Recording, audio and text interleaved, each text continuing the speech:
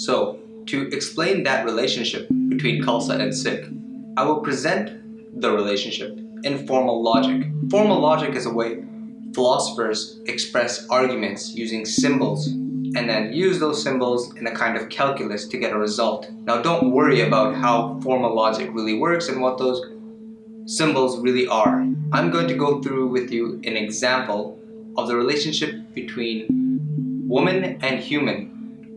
And once we understand that relationship, it will better help us understand the relationship I'm trying to present between Khalsa and Sikh. So, the logical relationship between woman and human goes as such that if you are a woman, you must be a human. Knowing that you are a woman is sufficient to deduce that you are a human as well. And this is because being human is necessary in order to be a woman. So the logical equivalent of that is to say that if you are not a human, then you cannot be a woman. But the relationship does not go the other way around, meaning that it's not true that if you are a human, you must be a woman. How do we know that this is not true? Because of course, if you're a man, then you're also a human.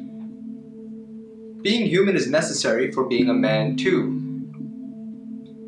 So it is possible that you could have human without woman because you have man. Let's say somebody tells you there is a woman in the next room. You can deduce, you can figure out that it also must mean there is a human in the next room. Can't be a woman in the next room without there being a human also. But if somebody tells you in the next room there is a human, you cannot deduce that that human must be a woman, because it's possible that human could be a man. So this is a relationship I think many of us are practically engaged with.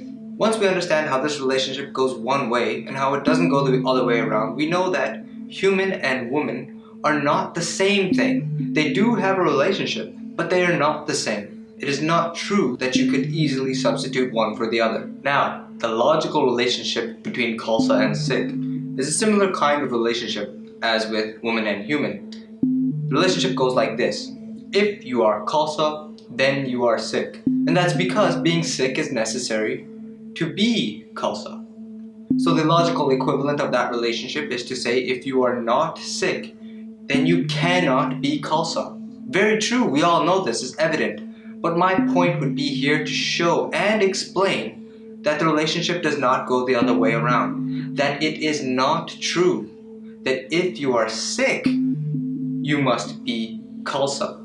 It is not true that Sikh and Khalsa are interchangeable, that they are the same thing. Because earlier I provided an example of how it is possible that you could have a human without a woman, I have to provide an example or an explanation of how you could have how one could be a Sikh without being Khalsa. How am I going to do that? Please join me on my explanation of paradigms in context.